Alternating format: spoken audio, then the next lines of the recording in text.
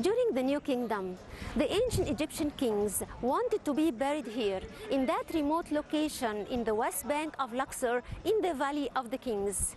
Here there are 64 tombs belonging to the kings of the 18th, 19th, and 20th dynasties. Why did they want to be buried here? Because of the mountain behind me, which is topped out with a pyramidal shape. That pyramid resembles the pyramid of Giza. So the New Kingdom kings wanted to imitate their ancestors who lived almost 1,500 years earlier by being buried under a pyramid. King Ai is a controversial king who ruled Egypt after the sudden death of King Tutankhamun, who died too young at the age of 18, yet became the most famous pharaoh in the history of ancient Egypt. But Ai wasn't of royal blood, nor of a suitable age to sit on the throne of Egypt. So what brought him with Akhenaten to this remote virgin land of Amarna? And what's the mystery behind this man? Beyond doubt, Ai didn't come from a noble family where members inherited superior jobs and were proud to brag about it. The best proof of that is that he had ignored mentioning both his parents in each and every occasion which required their praising, as the traditions of noblemen of Egypt. As for his rank, an inscription on a small box that's in Berlin Museum states that he was a knight, thanks to his wife Ti, who was a great wet nurse of Queen Nefertiti. But he was so ashamed of his military titles that he hasn't mentioned them in his tomb in Tell el-Amarna. On the other hand, he was proud of his other title, Father of God, to the extent of adding it to his cartouche when he became a king. Ai was a priest during the reign of Akhenaten, but he hasn't mentioned his deeds and activities anywhere.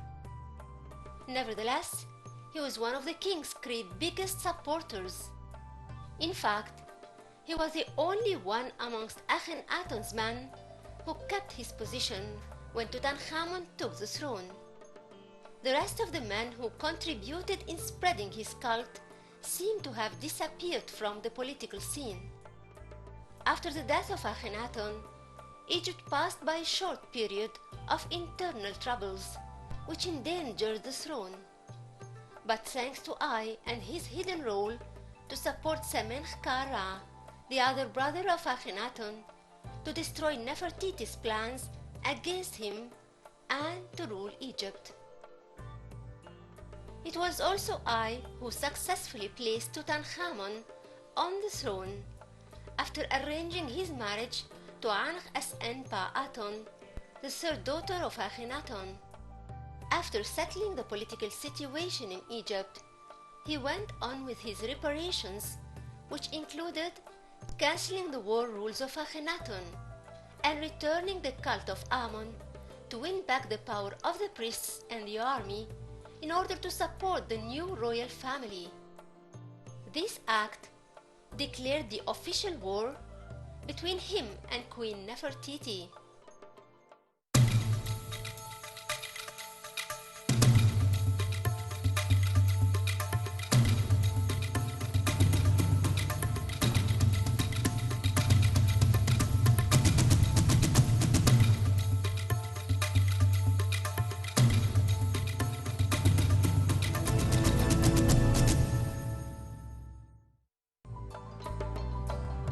We have no clue about the position that Ai occupied during the reign of Tutankhamun, for the monuments of this period has no mention of Ai, but his tomb in Amarna show his high position during the reign of Akhenaten. The whole of the tomb is quite big compared to the rest of the tombs here, not forgetting that what adds to its majestic style is that it was totally cut out in the rocks. 24 columns were intended to be cut out here, but work started in 15 only. They were supposed to be papyri columns. 4 were actually done. The scenes in the tomb are quite traditional, for they describe I receiving donations and gifts from Akhenaton.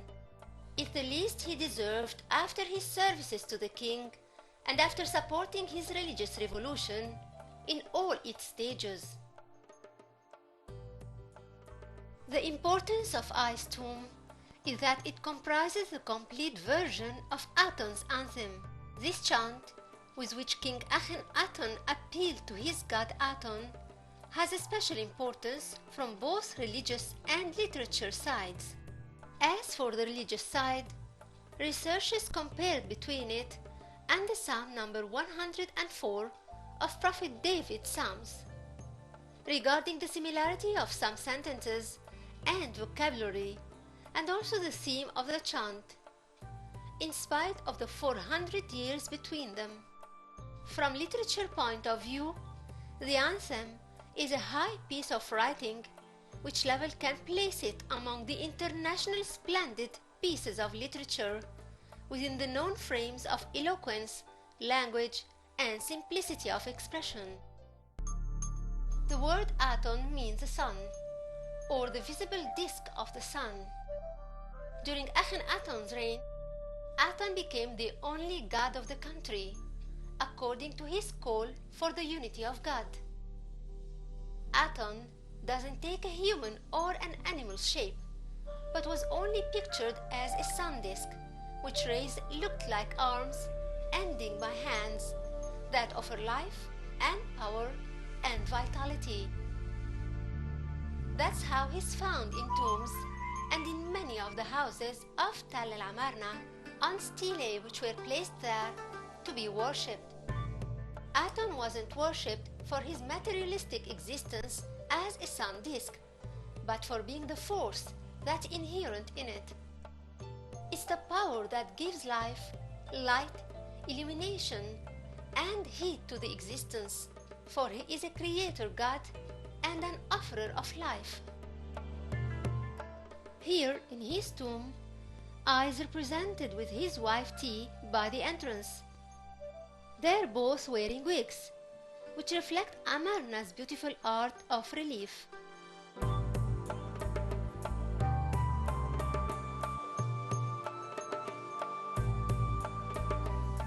Down the aisle that leads to the burial chamber, a huge rounded carved rock is placed to prevent the digging by anyone who might think of usurping the tomb. Especially that after the death of Akhenaton, I left this tomb and went to live in Thebes, where he was buried. But that's just another chapter of the interesting life of I, who lived his life to its full and set the example of how old age can never stop a man from fulfilling the impossible dream and becoming a king.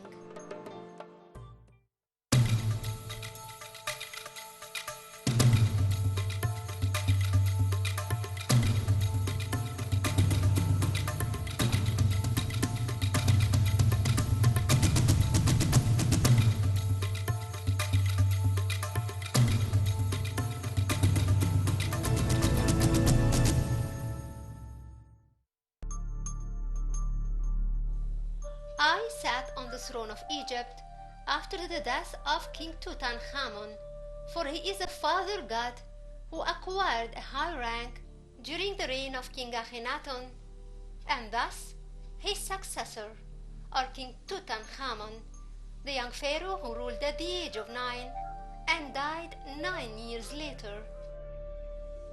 It's unknown if I married the widow of King Tut or one of the princesses of the royal family to earn the right of becoming the ruler of Egypt. A ring carrying both their names together was found, but putting the title of the god's father within his cartouche proves that he was connected somehow with the royal family. During the reign of King Tutankhamun, I did all the necessary reformings concerning political and religious conditions. In fact, it was him who arranged the marriage of Tut with the third daughter of Akhenaton, whose name was Ankh-Sen-Pa-Aton, so that he could claim the throne. Under the name of Tut, he sent the army abroad to achieve two goals, the first of which is to resecure the Egyptian influence over Syria, and second, to make way in front of him to establish a new governmental system. So he placed a man heading the army, but he wasn't of royal blood. That man was Hurem-Heb, who ruled Egypt after I, and destroyed his monuments.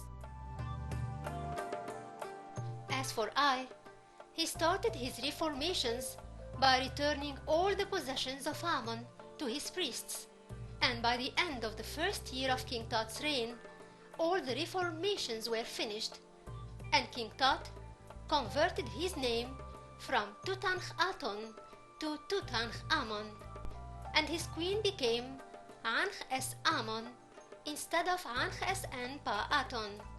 Then A brought them back with him to Thebes, where they all stayed until the death of King Tut. In the funeral of King Tut, I was seen marching ahead of it, dressed as a king. On the eastern wall of King Tut's burial chamber, a high-ranked man is seen, specialized in the funeral. That man is the head of the army, Hurem-Heb.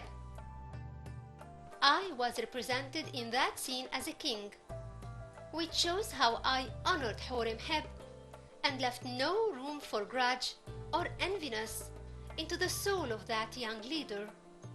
But what happened later was covered with a pitch-black curtain.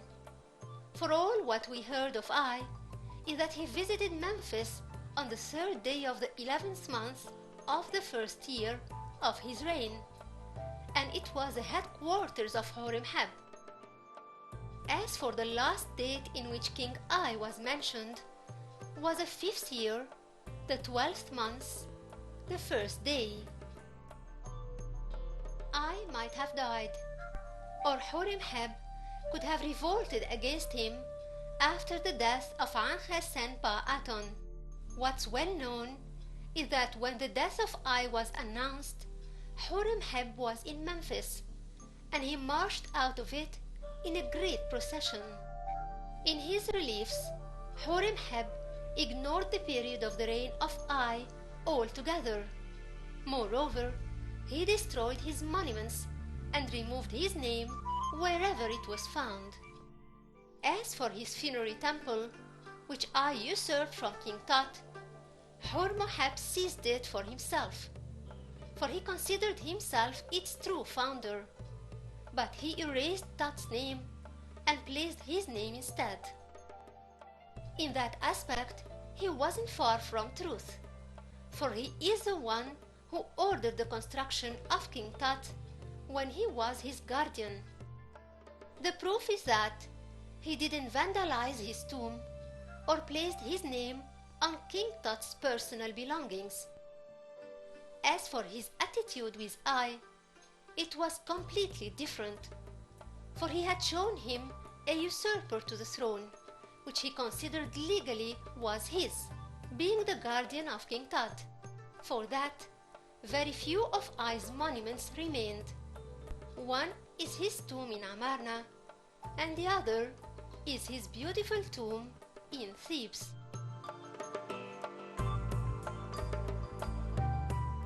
King I tomb structure is a prototype of the tomb of the Valley of the Kings, although it is situated in another valley nearby, called the Valley of the Monkeys. It's composed of a corridor with steps that lead to a chamber preceding the burial chamber, which is decorated.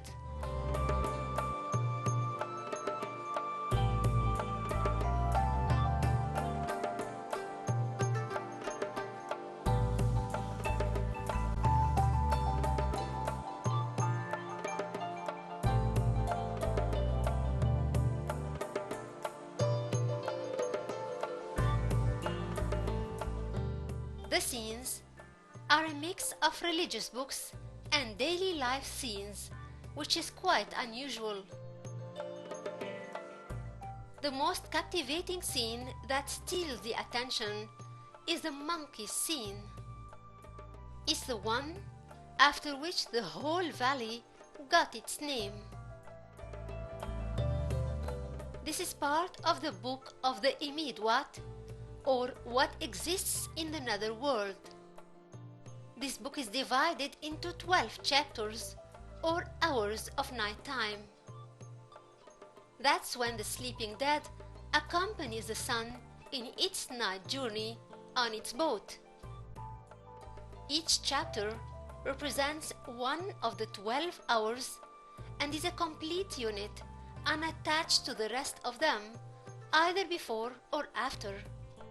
The first hour is called El Mahdi, or the Justice One. It's the only one with 4 rows. The rest of the hours have 3 rows each. The baboons are a part of that first hour. The middle row comprises the sun boat, in which the sun is represented in the form of Atom, which is its night form. The upper and lower rows are the 2 banks of the river, and display the creatures and the events which the sun god and the deceased will encounter. He should know all what he's going to face in order to overcome these obstacles and reach the 12th hour, and be reborn again with the sun in the morning, and hence enjoy a happy eternal life in the nether world. The first hour represents dusk, right after sunset, when a bit of light remains in the west. It's an image opposite to dawn, before sunrise in the east horizon. In that hour, the sun god or the deceased sail in the river, accompanied by his crew. 3 gods stand ahead of him. They are Webwawut, the opener of the road, and Sia, the overseer of events, and Nebet Debet, the lady of the boat. Behind him are 5 gods, ending by Kherib, the tiller man.